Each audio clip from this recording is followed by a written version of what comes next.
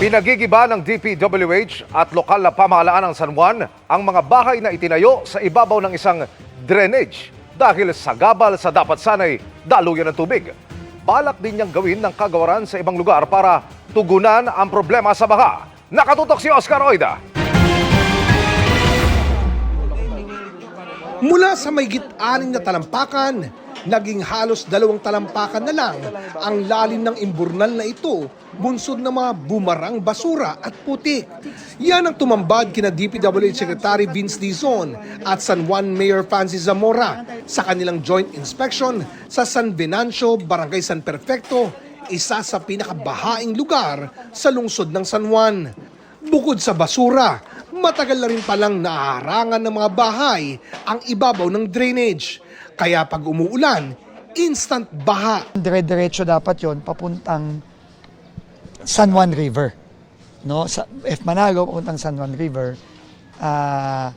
Pero hindi dadaloy ng maayos yung tubig kung hindi natin magigines. Ang problema, hindi natin magigines kung hindi tayo magigiba ng mga structure na nakapatong sa daluyan ng tubig.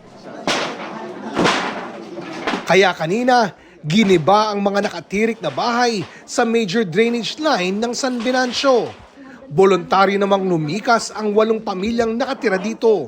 Kabilang ang tirahan ng 57 anyos na si Margie. Since birth po kasi dyan na po talaga ang bahay namin. Kaya po parang nalulungkot po ako. Para po masolusyonan po yung pagbaha dito, nag-voluntary nilang po kami na umalis po para. Pero binigyan naman po kami ni Mayor ng pabahay po na titiran po naman pansamantala po.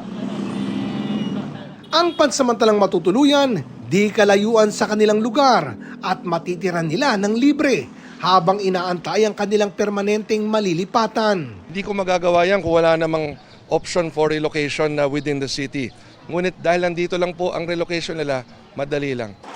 Target ng DPWH na gawin ang kaparehang hakbang sa iba pang bahaing lugar sa bansa bago magtag-ulan muli sa susunod na taon. Itong nakikita nyo ngayon dito sa San Juan, ganito sa halos lahat ng mga major drainages natin sa Metro Manila. So, isa sa mga rason kung bakit mabilis tayo nagbabaha ngayon at kailangan gawin to tuloy-tuloy. May malaki tayong waste problem sa Metro Manila na kailangan ding ma-address.